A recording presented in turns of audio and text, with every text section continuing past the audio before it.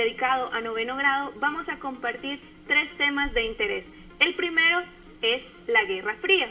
¿Alguno de ustedes sabe qué es la Guerra Fría? Bien, si no lo saben, acá se los vamos a explicar un poco más. También vamos a hablar sobre la economía mundial después de la Guerra Fría.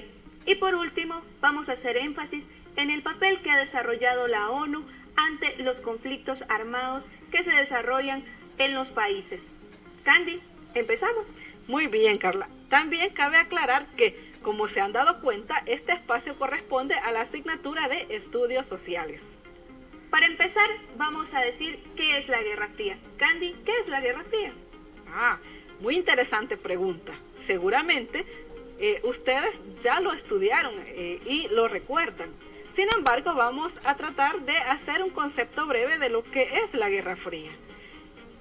Quiero comentarles que la Guerra Fría consiste en un periodo de tensión que se dio posterior a la Segunda Guerra Mundial. Es importante recordar que la Segunda Guerra Mundial finalizó en el año de 1945. Esta guerra consistió en el enfrentamiento ideológico entre las dos superpotencias mundiales, las cuales son Estados Unidos de América y la Unión de Repúblicas Socialistas Soviéticas. Además, Carla y amigos, la Guerra Fría significó un nuevo orden mundial, es decir, la configuración de las ideologías comunistas y capitalistas como entes antagónicos, es decir, con características y intenciones o funciones diferentes. Es correcto, Candy. Es muy interesante cómo acabas de describir en qué consiste la Guerra Fría. Pero bien, también debemos tener en cuenta la importancia de caracterizar tanto el capitalismo como el comunismo. A continuación, les vamos a dar este detalle. Las características del capitalismo son: rol menor del Estado en la economía, solo fiscaliza, quiere decir que se basa en la libertad de los asuntos económicos. Los medios de producción están en manos de las empresas privadas. Las cuotas de producción y los precios son establecidos por las leyes de mercado, oferta y demanda. El sistema es efectivo en acumular riquezas, pero falla en la distribución de esta. Generalmente se asocia a la democracia. Si gustas, Candy, me ayudas con el comunismo. Muy bien, Carla. Las características del comunismo que se pueden destacar y que tú observas en la imagen son: rol activo y predominante del Estado en la economía, es decir, que hay una economía central planificada. Los medios de producción son controlados por el Estado. Las cuotas de producción y los precios son establecidos también por el Estado. Este sistema busca repartir de la forma más equitativa posible la riqueza. Se busca, por tanto, establecer una sociedad sin clases.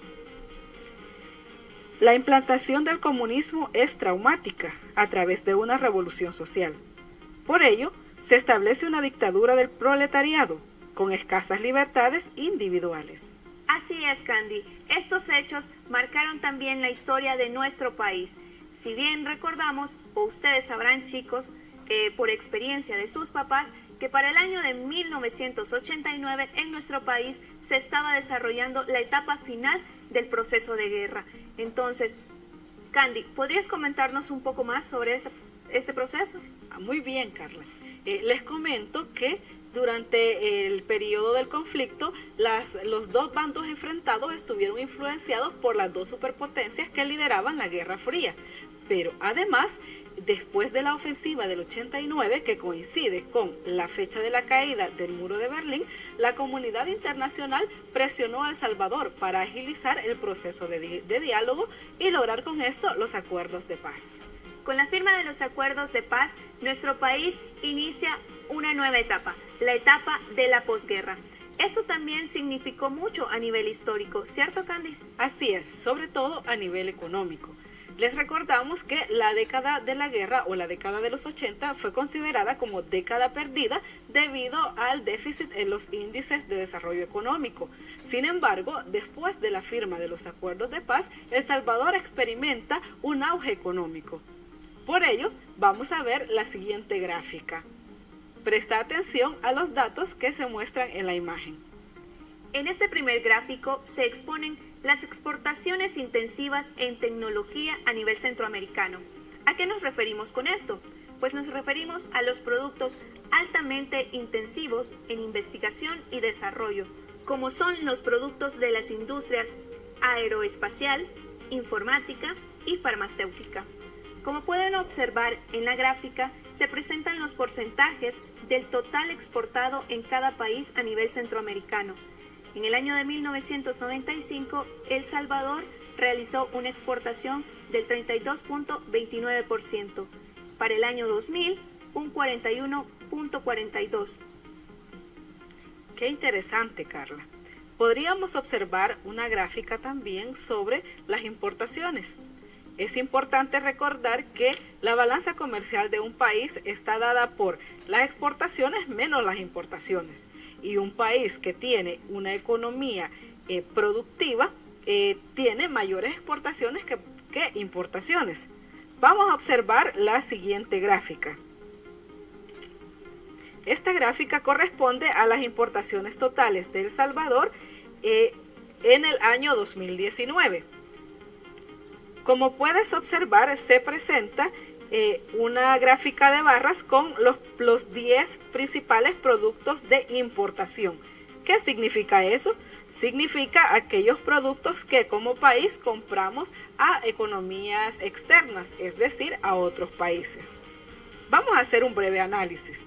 En este momento observa la gráfica y trata de responder la siguiente pregunta. ¿Cuáles son los 3 productos que más importa actualmente El Salvador?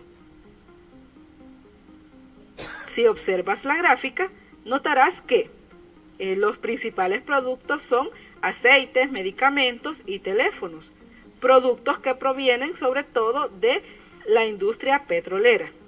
¿Qué podríamos decir con esto? Significa que El Salvador es un país que está consumiendo más de lo que produce. Así es, Candy. Realmente, como país, nosotros consumimos más de lo que exportamos, tal como lo podemos ver en la gráfica. Somos consumidores de muchos productos derivados del petróleo, pero eso no quiere decir que tampoco nosotros no produzcamos.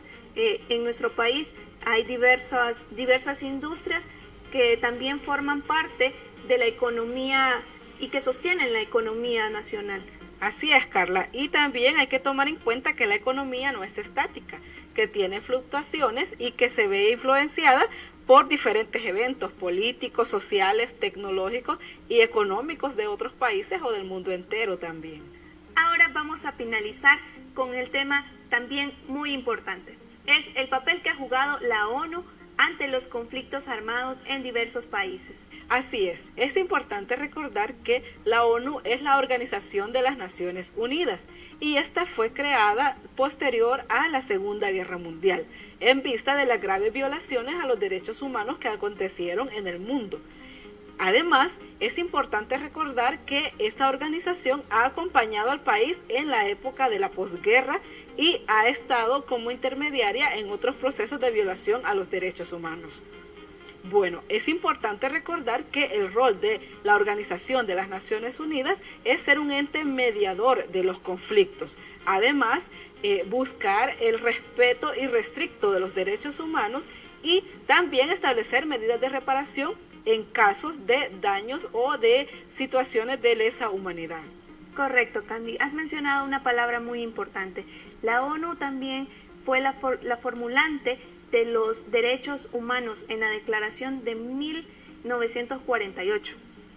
Así es. Y recordemos que como seres humanos tenemos libertades fundamentales que deben ser protegidas. Y la ONU está como una entidad para poder proteger los derechos de todas las personas en las diferentes nacionalidades. Es correcto. Y uno de los principales derechos humanos que tenemos es la educación. Por eso nosotros estamos muy contentos de poder estar en este espacio para que ustedes sigan aprendiendo desde casa. Además, queremos invitarte a que tomes el ejemplo de estas instituciones y organizaciones que fungen como mediadoras ante los conflictos y de esta manera tú también puedas mediar cuando en casa se den algunas situaciones conflictivas. ¿Cómo podemos hacerlo? Escuchando a ambas partes, comprendiendo su posición y buscando soluciones. De esta manera nos convertimos también en agentes de paz. Carla, es muy interesante estudiar los sucesos mundiales, pero también es importante retomar para nosotros las enseñanzas de estos sucesos y aprender que como seres humanos estamos en una dinámica constante de comunicación e intercambio y que por eso es importante tomar decisiones que ayuden a la convivencia pacífica.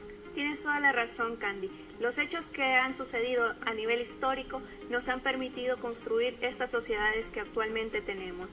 Imagínate, después de ese proceso de guerra, nosotros ya pasamos un proceso de paz muy interesante y muy fructífero para nuestro país. Es por eso que les recomendamos a ver la historia de manera diferente, a conocer cada una de las partes, a identificar conflictos, así como lo mencionaba Candy, y ser mediadores de paz, ¿ya? Que eso es el objetivo principal. Así es. Bueno, querido estudiante y querida estudiante, de esta manera hemos querido apoyar los contenidos que desarrollaste durante la fase 2. Queremos hacer énfasis en el apoyo que existe a través de las páginas web del Ministerio de Educación, donde cada semana se colgará una guía de autoaprendizaje. Puedes descargarla, no es necesario imprimirla. Lo importante es que tengas la lectura y que desarrolles las actividades que en ellas se te sugieren. Esto con la finalidad de fortalecer tu proceso de aprendizaje. También recuerden que todos los días jueves vamos a estar acompañándoles desde las teleclases a través de Canal 10. Así es. Espero que la pasen bien y que disfruten este espacio de aprendizaje.